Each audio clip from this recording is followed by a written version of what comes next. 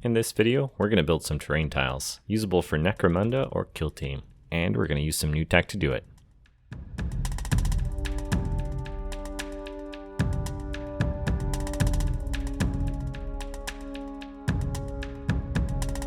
A couple of weeks ago, Ortour reached out to me to see if I wanted to review and try out their new LaserMaster 2 Pro laser. Wow, that's a mouthful. We'll just call her Lizzie from now on. Lizzie the Laser. Once I got here, I spent around 2 hours assembling it and making sure it was all set up. Now, I'm usually pretty tech inclined, and this gave me some confusion at first. You see, it connects directly to your computer via a printer or USB cable. And unlike most 3D printers, which take an SD card with the G-code on them and then print off that, you have to actually configure the right drivers and COM ports to work well with this device. When I turned on the printer without connecting it, it homed properly and everything was fine. But no matter what I did, it would not speak with the drivers or the software that comes recommended for the printer.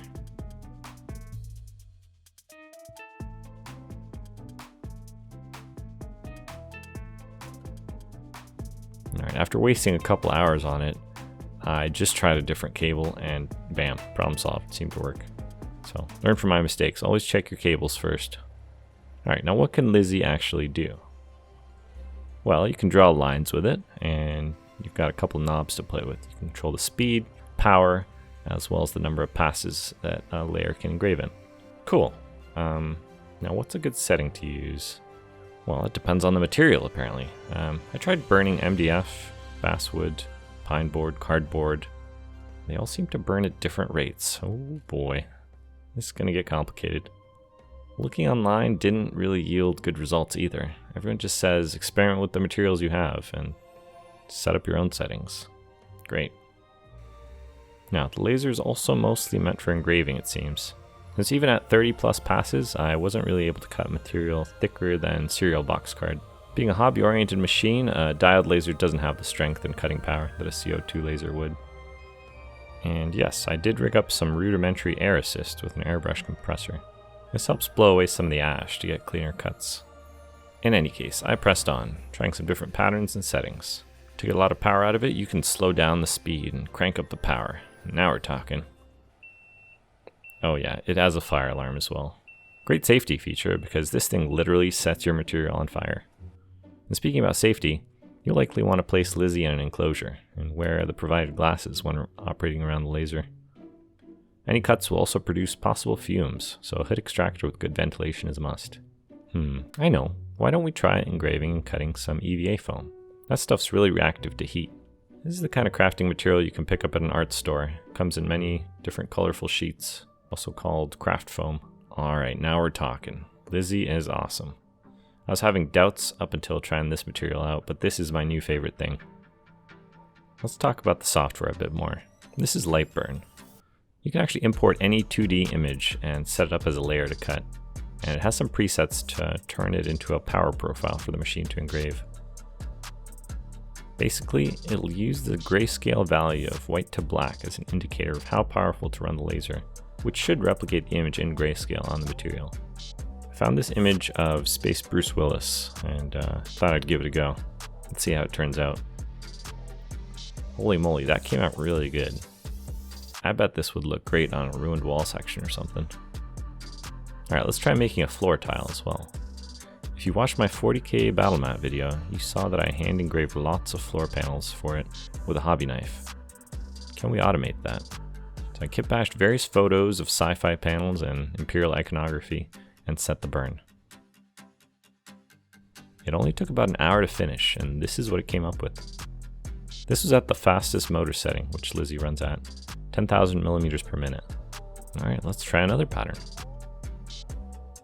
I'm wondering, what would happen if we just fed it an image of the Zone Mortalis floor tile off the GW website? Not bad. Nowhere near as detailed as the real thing, but way better than what I can accomplish by hand. Now, a lot of ideas are forming in my head about the applications of a laser engraver for DIY terrain building. I'm pretty good at making rough shapes from plasticard and chipboard, but the details always come out pretty rough. With Lizzie, I can make murals, inset details, layer on various sections to create more interesting designs. If you've got ideas, let me know in the comments section, because I'm dying to hear them. Let's continue with the build. If you remember, we're going to make a terrain tile. I took this 1 foot by 1 foot engraved piece of Eva Foam and stuck it to the back of a 1 by 1 vinyl tile. This is the kind you get from the hardware store that has the adhesive backing, so you don't even need to get your own glue for it. After priming it and making sure to get some black paint in all the engravings, I set about designing some 3D printable sections to go on top. This will be themed to go with my Shadow Keeper's army, so I thought it could serve as an ode to the dark cells. If you want the STLs for the terrain, I'll link it in the description. All the wall sections and floors were FDM printed, while the door assembly was resin printed. I've left the insides hollow in case I add LEDs in the future. The wall sections as well as the vault door sections are open to kit bashing. I've left these sections with inset blanks so that I can add details by hand with different materials. And then I used some cake pop sticks to give some pipe detailing as well as more engraved EVA for some of the inset panels.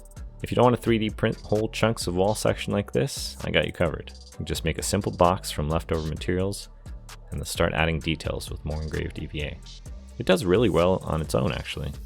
I used that mural of Constantine Valdor here, and I think it fits nicely after some details were added from my extra 3D printed bits box. Now it's time to paint all this terrain. Nothing fancy, just some dark washes and dry brushing. All the detail in the 3D prints and the engraved EVA foam comes out really easily without much need for fancy painting. Now just so we're clear, I wasn't paid by Tour and I earned no commission from any of the sales of the Lizzie lasers. I've included a link in the description if you want to check out this specific laser, but I encourage you to do your own research and get a machine that's right for you. I've spent about 2 weeks with this machine and so far I'm pretty impressed. I'll likely be using it a lot on projects going forward, and I'll report back if I run into any issues with it down the line. There's a lot to learn about the various features and specs of laser cutting CNC machines. The price point is still in the hundreds of dollars range, so make sure you analyze the specs carefully before making a purchase. I hope you found that as interesting as I did. I'll catch you on the next one.